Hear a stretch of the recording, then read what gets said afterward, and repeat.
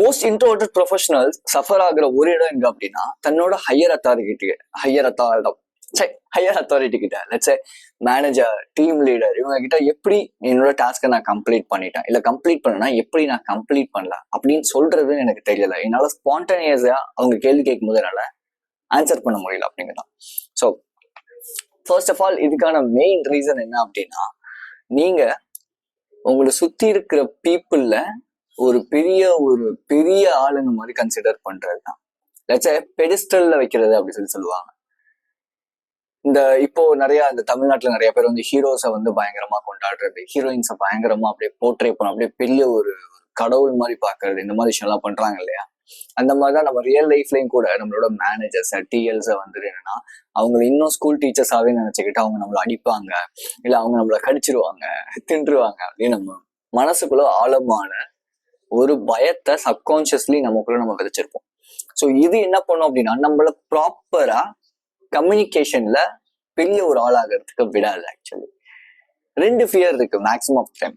Number 1 fear of judgment அப்படிங்கிறது, number 2 fear of rejection அப்படிங்கிறது. Fear of judgment அப்படிங்கிறதுல என்ன வரும் அப்படின்னா, நான் ஏதாவது சொன்னா, நான் என்ன சொன்னாலும் மேபி ஏதாவது சொல்லிட்டாங்கன்னா, நான் ஏதாவது ஒண்ணு சொன்னா ஏதாவது ஒண்ணு சொல்லிடுவாங்களோ, என்ன அசிங்கப்படுத்திடுவாங்களோ அப்படிங்கிறது. இதோட ரூட் காசை நம்ம ஐடென்டிஃபை பண்ணணும். மேக்ஸிமம் ஆஃப் டைம் எனக்கு இந்த மாதிரி ஜட்மெண்டல் தாட்ஸ் அதிகமா இருந்திருக்கு. லெட்ஸே நான் என்னோட ஃப்ரெண்ட்ஸ் கிட்டயோ இல்ல கொலீக் கிட்டயோ இல்ல என்னோட மேனேஜர் கிட்டயோ போய் பேசணும் அப்படின்னு நினைக்கும் போதெல்லாம், இல்ல ஏதோ ஒரு பாயிண்ட் நான் எக்ஸிக்யூட் பண்ணும் அப்படின்னு நினைக்கும் போதெல்லாம் எனக்கு ஒரு ஃபியர் பயங்கரமா வரும். ஜட்மெண்ட் என்னை எப்படி யோசிப்பாங்க, நான் யாருங்கிறத அவங்க நினைப்பாங்க அப்படின்னு. ரீசன் என்னன்னா, என்னோட ஸ்கூல் அண்ட் காலேஜ் டேஸ்ல என்னோட ஃப்ரெண்ட்ஸ் நான் எது சொன்னாலும் ஏய் அப்படின்னு சொல்லி சொன்னா கூட என்னடா ஏ சொல்ற, பி சொல்ற கூட என்னடா பி சொல்ற, என்னடா சி சொல்ற அப்படின்னு சொல்லி பயங்கரமான ஒரு கலாய்ப்பாங்க. ஒரு இன்ன வரைக்கும் எனக்கு ஹார்டா இருந்த ஒரு விஷயம் என்ன அப்படின்னா, நாங்க எல்லாருமே ஒரு டிராவல் போயிட்டு இருக்கோம். என்னோட ஸ்கூல் ஃப்ரெண்ட்ஸ் எல்லாமே ஸ்கூல்லாம் முடிச்சு காலேஜ் படிச்சுட்டு இருக்கும்போது அப்போதான் பைக் வாங்கின ஃபர்ஸ்ட் ரொம்ப புது டைம். ஸோ அதனால ஒரு லாங் டிராவல் போகலாம் அப்படின்னு சொல்லிட்டு இங்கேருந்து ஒரு மலை மாதிரி இருக்கிற இடத்துக்கு போய் அங்கே போய் குளிக்கலாம் அப்படின்ட்டு போறோம். அப்படியே போயிட்டே இருக்கிறோம். நான் என்ன சொன்னாலும் என் ஃப்ரெண்ட்ஸோட ஃப்ரெண்ட்ஸ் வந்து சூப்பர் நீ செம்மையா பேசுற அப்படின்னு சொல்றாங்க. பட் என்னோட ஃப்ரெண்ட்ஸ்னால அதை ஏத்துக்க முடியலையா என்னன்னு தெரியல, என்னை வந்து பயங்கரமா புள்ளி பண்ண ஸ்டார்ட் பண்றாங்க. நான் எது சொன்னாலும் ஏதாவது ஒன்று ரிப்ளை பண்ணி என்னை அசிங்கப்படுத்துறது அப்படின்னு சொல்லிட்டு. இதே மாதிரி இன்னொரு இன்சிடென்ட் ஒன்று இருக்கு. நான் வந்து பிளட் கொடுக்கறதுக்காக என்னோட ஃப்ரெண்ட் ஒருத்தன், அவனுக்கு வந்து ஏபி பாசிட்டிவ், எனக்கு ஓ பாசிட்டிவ், அவனுக்கு ஏபி பாசிட்டிவ். ஸோ அவனை கூட்டிட்டு போறேன் இன்னொருத்தவங்களுக்கு கொடுக்கணுங்கிறதுக்காக. அவனும் என்னோட காலேஜ் 2 ஃப்ரெண்ட்ஸும் சேர்ந்து என்ன பண்றாங்கன்னா, என்னை பயங்கரமா வந்து ஹியூமிலேட் பண்ணி பேசுறாங்க. எனக்கு அது ரொம்ப அசிங்கமா இருந்துச்சு. பிகாஸ் இவன் எனக்கு வந்து என்னோட school college mate. Okay sorry, ஒரு 2 பேர் என்னோட காலேஜ் மேட்டு, இன்னொருத்தன் என்னோட ஸ்கூல் மேட்டு, என்னோட சின்ன வயசுல இருந்து ரொம்ப க்ளோஸ் ஃப்ரெண்டு. பட் அவங்களோட சேர்ந்துக்கிட்டு இவன் என்ன வந்து வம்பிழுக்கும் போது எனக்கு அவ்வளோ ஒரு அசிங்கமா இருந்துச்சு. இது எனக்கு வந்து நான் பேசினாலே தப்பாயிடும் அப்படிங்கிற அந்த ஒரு ஜட்மெண்டல் தாட்ஸ், எல்லாருமே ஜட்ஜ் பண்ணுவாங்கன்னு அந்த ஒரு பர்சனாலிட்டியை கிரியேட் பண்ணுச்சு. Second fear of rejection. நம்ம எல்லாருக்குள்ளயுமே பிரெயின்ல இருக்கிற ஒரு விஷயம், நம்ம வந்து ரிஜெக்ட் ஆயிடவே கூடாது. பிகாஸ் நம்ம ஸ்கூல்ல காலேஜ்ல ஏன் நம்மளோட வீட்டுல முதற்கொண்டு கண்ணா நீ வந்து ரிஜெக்ட் ஆயிடவே கூடாது, எல்லாத்துலயுமே நீ வந்து சூப்பரா இருக்கணும், எல்லாத்துலயுமே நீ வந்து பாஸ் ஆயிடணும், நீ என்ன 80 மார்க்ஸ் எடுக்கணும், நீ 100 மார்க்ஸ் எடுக்கணும் இப்படி சொல்லி நமக்குள்ள என்ன பண்ணுவாங்கன்னா, ஒரு ஃபெயிலியர் அப்படிங்கிறது ஒன்றும் பெரிய விஷயம் இல்லடா, you can make a step success for the failure.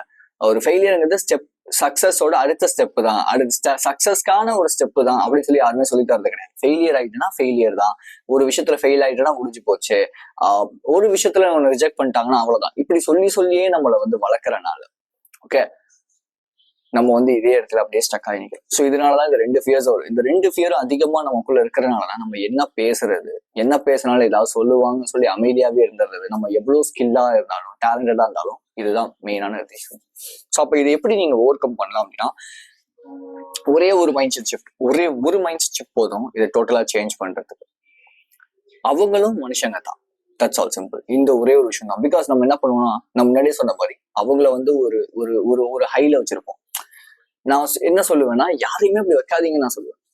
உங்களை நீங்க ஹையான ஒரு கேரக்டரா பாருங்க. உங்க மூவில, அதாவது இப்போ உங்களோட லைஃப் தான் உங்களோட மூவின்னு வச்சுப்போம். ஓகே, அதுல you are the hero, not them, right? So அப்போ அவங்க கேள்வி கேட்கும் போது என்ன ஆன்சர் பண்ணலாம்? ஸோ அதுக்கான ஃப்ரேம் ஒர்க்ஸ் 3 ஃப்ரேம் ஒர்க்ஸ் நான் வந்து எப்பவுமே யூஸ் பண்ணுவேன். அந்த 3 ஃப்ரேம் ஒர்க்ஸை நான் சொல்லித்தரேன். அதுல நம்பர் 1 3 திங்ஸ், 3 ஸ்டெப்ஸ். இப்போ ஓகே, இப்போ இந்த லெட்டை பத்தி ஒரு 3 விஷயம் சொல்லலாம். ஸ்பான்டேனியஸா என்ன சொல்லலாம்? ஓகே, இந்த லெட் வந்து ஒரு பிங்கிஷ் கலர்ல இருக்கு, இது வந்து ரெட் லெட். இது வந்து எழுதுறதுக்கு ரொம்ப ஸ்மூத்தா இருக்கும். 3 விஷயம் டக்குன்னு சொல்லிட்டேன். அதே மாதிரி ஓகே, இதை பத்தி ஒரு 3 விஷயம் சொல்லலாமா? இது வந்து ஒரு ஸ்ட்ரெஸ் ஃப்ரீ டாய்.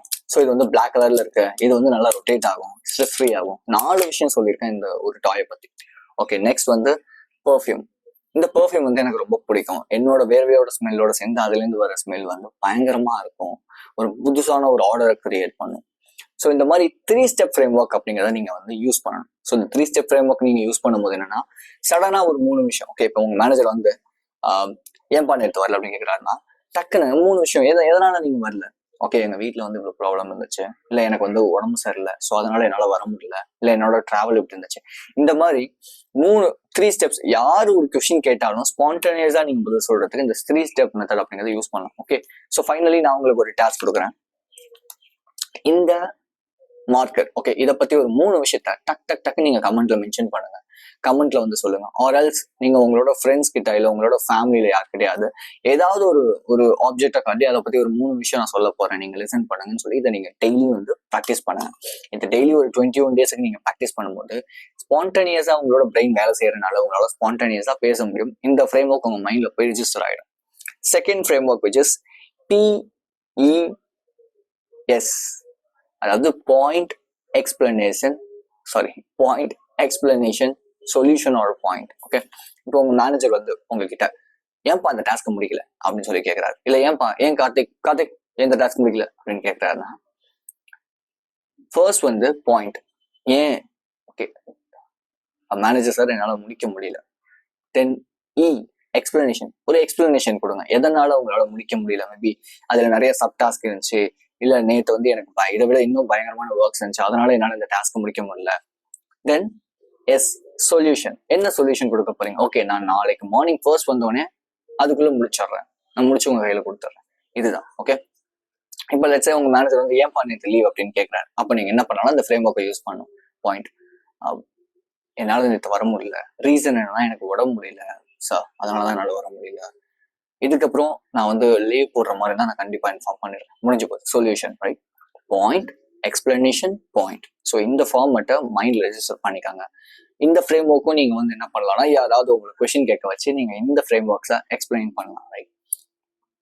நெக்ஸ்ட் ஃபைனல் ஃபார்மேட் என்ன அப்படின்னா REP, reason explanation, reason point solution. RPS, reason point solution.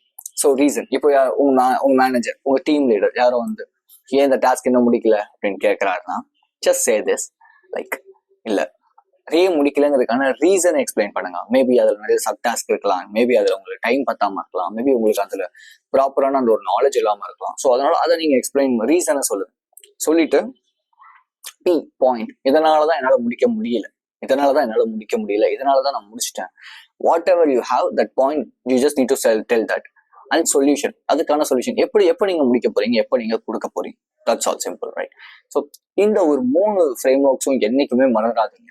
இந்த 3 ஃப்ரேம் ஒர்க்ஸும் உங்களுக்கு ஸ்பான்டேனியஸா நீங்க வந்து பேசுறதுக்கு உங்களுக்கு கண்டிப்பா ஹெல்ப் பண்ணும். உங்களோட ஹையர் அத்தாரிட்டி கிட்ட, உங்களோட ஸ்ட்ரேஞ்சர்ஸ் கிட்ட, ஒரு எல்டர் பீப்புள் கிட்ட, ரைட்? ஸோ